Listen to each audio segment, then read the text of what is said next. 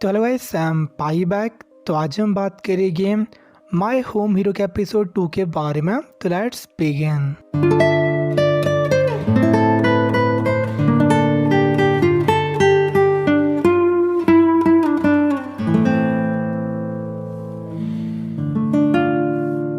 तो last episode में तेत्सुओ नोबुतो को मार देता है और अब वो ट्राई कर रहा था उसकी बॉडी को छुपाने का, ताकि याकुजा से अपनी फैमिली को बचा सके। और वो रिका को किसने साथ में घर भेज देता है, लेकिन केसन उसे घर की ओर छोड़ के वापस आ जाती है तेत्सु की हेल्प करने। और याकुजा मेंबर उन सबको फॉलो कर रहे थे। और वहीं पे कोइची बाथरूम में जाता है और तेत्सु को देखता है, लेकिन तेत्सु ने अपने फेस को कवर कर दिया था और वो अपने आप को हाउस क्लीनिंग से बुला रहा था उसे गुमराह करने के लिए। तो इस पे कोइची भी अपने आप को रिया का दोस्त बुलाता है और वो ट्राई कर रहा था नोबुतो को ढूंढने की। और ऑब्वियसली तेत्सु को सच्चाई बताती तो कोइची ट्राई करता है नोबुतो कॉल करने की, पर उसका फ़ोन मिल नहीं पाता। एज तेत्सु ने फ़ोन को ऑलरेडी डिस्ट्रॉय कर दिया था और बस बॉडी बची थी डिस्पोज करने के लिए। और जब कोइची को कोई क्लू नहीं मिलता तो वहाँ से चले जाता है। और कुछ टाइम के बाद केसन वहाँ पे आ जाती है, वो सारा सामान लेके जो तेत्सु ने मंगाया था।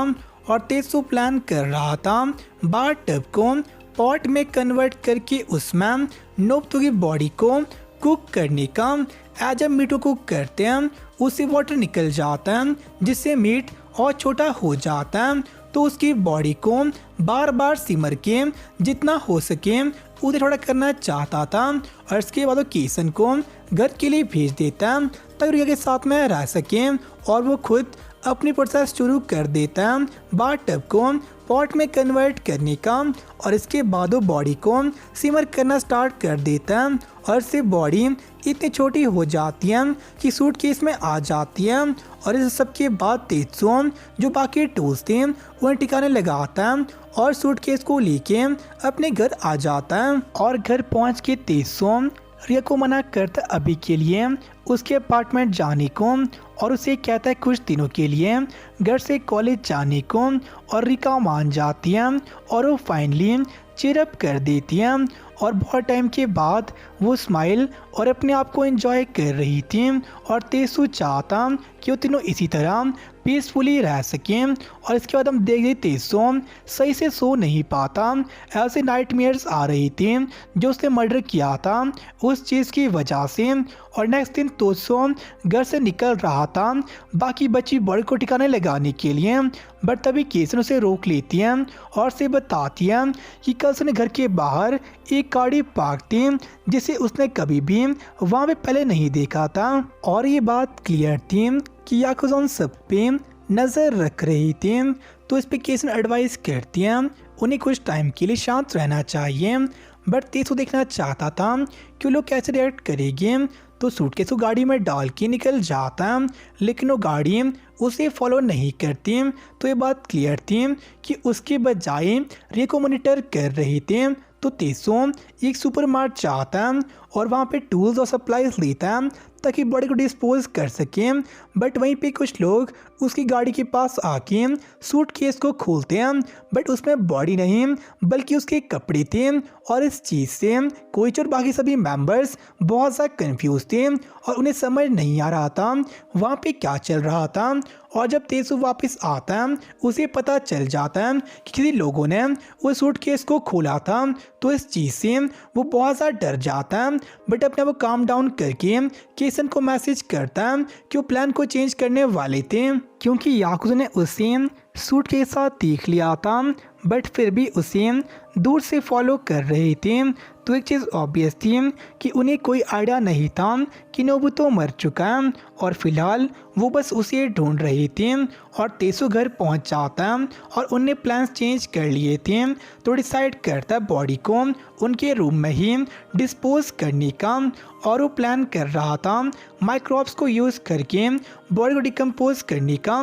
तो उसने एक प्लांटर लाया था जिसपे मॉइस्ट सॉइल डालता और उसमें बॉडी पार्ट को वरी करके उसमें ऑर्गेनिक मैटर डाल रहा था और इस तरह कुछ टाइम में ही वो बॉडी डिकम्पोज हो जाएगी।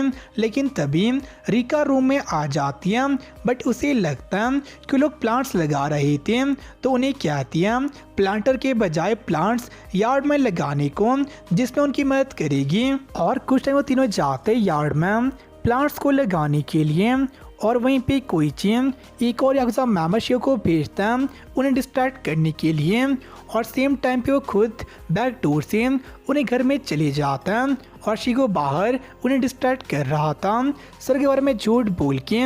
और वहीं पे कोइची अंदर लिसनिंग डिवाइस इंस्टॉल कर रहा था, और लास्ट में वो तेत्सु के रूम में जाता है जहाँ पे नोबुतो की बॉडी पड़ी हुई थी, लेकिन शिगो उन्हें ज़्यादा देर तक डिस्ट्रैक्ट नहीं कर पाता एज उन्हें ऑलरेडी पता था याकुजा के साथ में था। तो उसके जाते ही वो अपने रूम में चले जाते हैं, लेकिन कोइची अभी भी उन्हें क्लोजर में था और उन्हें वहाँ पे देख के उसे उन पे शक हो जाता है। ऐसे के जाते ही वो इमीडिएटली अपने रूम में आ गए थे, और भले वो तीनों एक नॉर्मल फैमिली थी, बट कोइची को कुछ सही नहीं लग रहा था। एज लोग स्ट्रेंजली एक्ट कर रहे थे, और हम देखते हैं कोइची को नोबुतो की बॉडी पार्ट के बिल्कुल करीब से, बट वो इस चीज़ को नोटिस नहीं करता और वहाँ से चले जाता है। और वहीं पे केसन घर में सफाई कर रही थी, बट तभी उसे लिस्टिंग डिवाइस दिखता है, और इसके बाद वो पूरे घर में ढूंढते हैं और उन्हें एक और रिया के रूम में मिलता है। तो आपस में बात करते हैं या तो डिस्ट्रैक्ट करने के लिए वो बात कर रहे थे कैसे रिका अपने बॉयफ्रेंड के साथ कांटेक्ट नहीं कर पा रही थी, और कुछ टाइम से वो डिसअपियर हो गया था, और एक स्टॉकर को एस्टैब्लिश या फिर सेटअप करते हैं ये बताते हुए कि वो बहुत ज़्यादा डेंजरस था और कोई सरप्राइज नहीं होगा उसके बीएफ को मार दिया हो, और ये चेस कर रहे थे ताकि सारा शक उस इमेजिन स्टॉकर पे जाए। और वो क्लेम कर रहे थे जो लिस्टिंग डिवाइस थे वो स्टॉकर ने इंस्टॉल किए थे, और घर के बाहर कार थी वो भी स्टॉकर की थी, और पुलिस का नेम ड्रॉप करते हैं और उनका प्लान काम कर लेता है। यार जो बाहर कार खड़ी हुई थी वो वहाँ से चली जाती है, और उनके जाते ही तेसु प्लान कर रहा था बॉडी को डिकम्पोज करने का। तो इस पे केसन उससे पूछती है क्या उसका पहला मर्डर था, एज उसकी प्लानिंग बहुत ज़्यादा थोर होती है, एज तेत्सु एक क्राइम स्टोरी एंथोर था और ये सारे आइडियाज़ ऐसी स्टोरी पढ़ के ही आ रहे थे। तो केसन इस पर डिसाइड करती हैं उसकी हेल्प करने का, एज ए सब चीज़ में तेत्सु अकेला नहीं था और वो भी चाहती उसकी फैमिली को प्रोटेक्ट करना, और वो दोनों बहुत ज़्यादा डरी हुई थी एज उन्हें पता जिस रास्ते पर वो चल रही थी उसमें बस डिस्ट्रक्शन ही उनका वेट कर रही थी। एज भले ही वो बॉडी को हाइड कर दे, बट जो गिल्ट था उन्हें उनके साथ ही पूरी ज़िंदगी काटनी पड़ेगी, बट उनके पास में कोई ऑप्शन नहीं थी एज वो बहुत ज़्यादा वीक थे कुछ और करने के लिए। और नेक्स्ट दिन से वो सभी अपनी नॉर्मल टीन में चले जाते हैं, और वो अभी भी सोच रहा था क्या वो चीज़ें डिफरेंटली कर सकते हैं ये सब कुछ ठीक हो जाता।